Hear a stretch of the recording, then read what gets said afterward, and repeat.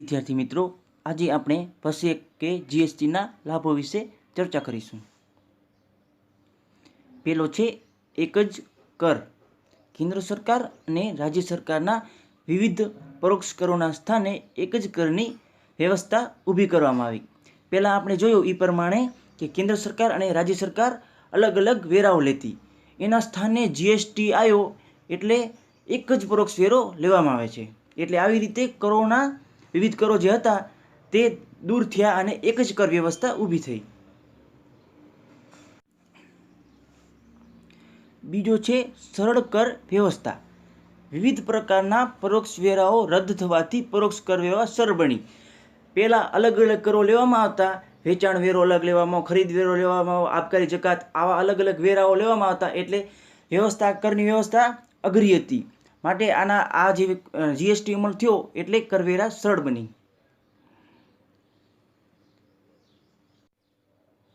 ત્રીજો છે બેવડા કર દૂર થયા. વસેકના અમલીકરણ પહેલાં કર ભરનારાઓ માટે બેવડા કર ભરવાની જવાબદારી ઊભી થતી હતી, હવે તે દૂર થઈ. દાખલા તરીકે પહેલાં ખરીદમાં જ્યારે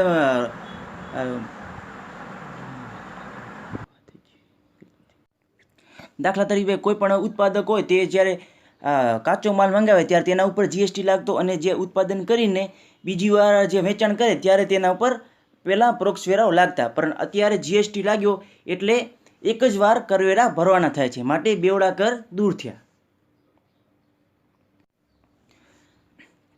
આગળ છે ભાવ ઘટાડાનો લાભ થયો. તો ઉપભોક્તા એટલે કે ગ્રાહકો માટે વસ્તુઓ અને સેવાનો ભાવમાં ઘટાડો થયો છે. દાખલા તરીકે પહેલાં અમુક કોઈ પણ વસ્તુ આપણે લેતા તો એમાં 2-3 જેવા કરવેરાઓ પરોક્ષ વેરાઓ આપણે ભરતા, ત્યાંથી વસ્તુના ભાવ વધી જતા. પણ અત્યારે જીએસટી એક જ લગાવવામાં આવે છે, માટે ઉપભોક્તાઓને ભાવમાં ઘટાડો થયો છે. આગળ છે સમાન વેરા. દેશમાં સમાન વેરાની વ્યવસ્થા ઊભી થઈ. જીએસટી આવ્યું એના પહેલાં કેવું હતું કે અલગ અલગ રાજ્ય સરકારો રહી તે વેરાઓ અલગ અલગ રાખતી અને અલગ અલગ રેટ રાખતી. માટે ગુજરાતમાં અલગ વેરાનો રેટ હોય, રાજસ્થાનમાં અલગ હોય, એવી રીતે અલગ વેરા હતા. પરંતુ જીએસટીના આવવાના કારણે આ બધા વેરાઓ એક જ ટકાવારી રાખવામાં આવી. આગળ છે કરચોરીમાં ઘટાડો થયો. કરોમાં ઘટાડો અને કર વ્યવસ્થા પારદર્શકતા પ્રસ્થાપિત થાય છે. પહેલાં કેવું હતું કે જીએસટી નહોતો તેના પહેલાં બિલ બનાવવું ફરજિયાત નહોતું, પરંતુ જીએસટી આવવાના લીધે બધા જ જે વેપારીઓ છે તેને જીએસટી બિલ બનાવવાનું ફરજિયાત થયું, અને તેના ઉપરથી એક જેને નંબર આપે છે અને એના નંબર ઉપરથી સરકારને ખબર પડે છે કે આ કર કેને કેટલો કર ભર્યો તે બધી જાણકારી સરકારને આના ઉપરથી મળી જાય છે. એટલે કે કરચોરીમાં ઘટાડો થયો છે. આગળ છે વસેક પરત જમા. ખરીદ પર ચૂકવવામાં આવેલ વસેક વેચાણ ચૂકવાપાત્ર વસેકમાંથી બાદ મળે છે, એટલે કે ચોખ્ખી રકમ પ્રાપ્ત થાય છે. દાખલા તરીકે કોઈ પણ ઉત્પાદક હોય તે પહેલાં જે કાચા માલની ખરીદી કરે ને એમાં તે 150 રૂપિયા ચૂકવે છે ટેક્સ રૂપે, અને તેનું વેચાણ કરે ત્યારે પણ તે 200 રૂપિયા ટેક્સના ચૂકવે છે. તો આ બંનેનો જે તફાવત છે 150 રૂપિયાનો તે નહીં ભરવાના, અને જ્યારે વસ્તુનું વેચાણ કરે ત્યારે માત્ર 50 રૂપિયા જ તેને ભરવાના. આવી રીતે વસેકને પરત જમા મળે છે, જે આપણે આગળ લક્ષણોમાં જોયું હતું.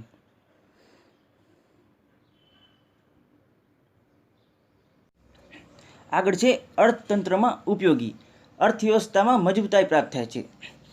જીએસટી દ્વારા જે રકમ આવે છે તેનો સારી રીતે ઉપયોગ કરવામાં આવે છે, અને આવી રીતે અર્થતંત્રમાં ઉપયોગી થાય છે. રાષ્ટ્રના જે જીડીપીનો દર છે તેમાં વધારો થાય છે. આગળ છે સમાન પ્રાદેશિક વિકાસ. રાજ્યોના સમાન વિકાસ થવા પામશે, પ્રાદેશિક અસમાનતા ઘટવા પામશે. એટલે કે પહેલાં એવું થતું કે અમુક રાજ્યોનો વિકાસ વધારે થતો, જ્યારે ઉત્તર ભારત છે કે પછી પૂર્વ ભારત છે તેનો વિકાસ ઓછો થતો હતો. એના બદલે આપણે જે આ સાઈડના રાજ્યો છે, વિકસિત રાજ્યો છે, ગુજરાત છે, મહારાષ્ટ્ર છે, તેનો વિકાસ જલ્દી થતો હતો. ત્યાં ફેક્ટરીઓ વધુ નખાતી, પરંતુ કેમ કે ત્યાં કરવેરાનો દર ઓછો હતો, જ્યારે અમુક રાજ્યો કરવેરા દર વધુ હતો. માટે ત્યાં સમાન વિકાસ થતો નહીં. હવે શું થયું જીએસટી આવ્યા પછી કે બધાને સમાન કર લાગ્યો, એટલે કે તેઓ ગુજરાતમાં ફેક્ટરી નાખે તો ભલે અને કોઈ પણ અન્ય રાજ્યમાં ફેક્ટરી નાખે તો ભલે કર સમાન ભરવાનો થશે. માટે દરેક રાજ્યોનો આવી રીતે વિકાસ થશે. દરેક કંપનીઓ રહી તે અલગ અલગ રાજ્યોમાં પણ ફેક્ટરીઓ નાખશે. માત્ર અમુક જે વિકસિત રાજ્યો છે એના ઉપર ભાર નહીં મૂકે. આગળ છે વહીવટી કામગીરીમાં ઘટાડો. કર ભરનારાની હિસાબી કામગીરીમાં ઘટાડો થવા પામ્યો છે. પહેલાં એવું થતું કે જો પણ જે વહીવટી કરતા કર્મચારીઓ જેને કે સીએ છે તેમનો કામમાં વધારો થતો, કેમ કે પ્રોક્ષ વેરાઓ ઘણા બધા હતા એટલે તેમાં હિસાબોની બહુ ઘણી હિસાબો કરવા પડતા. પરંતુ અત્યારે કેવું થયું કે જીએસટી આવ્યો એટલે એક જ જીએસટી ભરવાનો, એટલે જે પણ જે કામગીરીમાં ઘટાડો હતો તે અકાઉન્ટિંગ ઘટ્યું છે. સરકારી કામગીરીમાં પણ ઘટાડો થયો છે.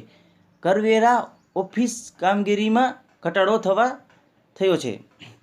તો પહેલાં કેવું થતું કે સરકારી જે કર્મચારીઓ છે ટેક્સ વિભાગવાળા તેઓને પરોક્ષ વેરાઓ અલગ અલગ હતા એટલે તેમને પણ ઘણી બધી મુશ્કેલીઓ થતી. પરંતુ જીએસટી તો એક જે જીએસટી રૂપે એક નંબર આપી દે છે, તે નંબર જનરેટ કરવાની સાથે બધા જ જીએસટીમાં જે કર ભરવાના છે તે ડાયરેક્ટ જવાબ આવી જાય છે.